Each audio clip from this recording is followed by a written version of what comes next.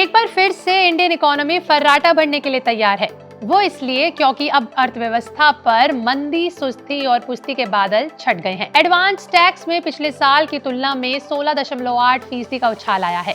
यानी पिछले साल की तीसरी तिमाही में 3.14 लाख रुपए के एडवांस टैक्स कलेक्शन से 16.8% अधिक इस साल की तिमाही में हुआ है।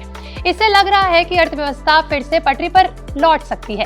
इस साल 15 दिसंबर तक एडवांस टैक्स के रूप में 7.5 लाख करोड़ की वसूली हुई है, जो पिछले साल की तुलना में 20% ज्यादा है। इनमें कॉर्पोरेट एडवांस टैक्स 5,60,000 करोड़ के करीब था और पर्सनल इनकम टैक्स 1,90,000 करोड़ रुपए के करीब था।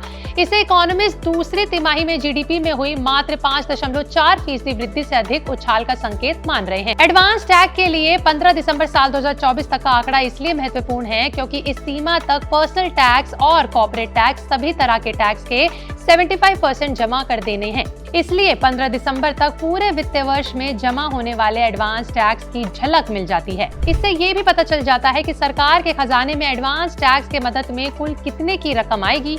वहीं आपको बता दें कि वित्त वर्ष साल 2024 में डायरेक्ट और इनडायरेक्ट दोनों टैक्सों को मिलाकर लगभग 33,60,000 करोड़ रुपए के करीब की वसूली का अनुमान है। इसमें 18,23,000 डायरेक्ट टैक्स के रूप में और 15,35,000 करोड़ के करीब के पैसे इनडायरेक्ट टैक्स के रूप में जमा हो सकते हैं। देखिए, डायरेक्ट टैक्स में इनकम टैक्स और कॉर्पोरेट टैक्स दोनों होता है। वहीं जीएसटी, कस्टम ड्यूटी और एक्साइज ड्यूटी को इनडायरेक्ट टैक्स कहा जाता है। आपका इस पर क्या कहना है, हमें कमेंट सेक्शन में लिख के जरूर बताएं।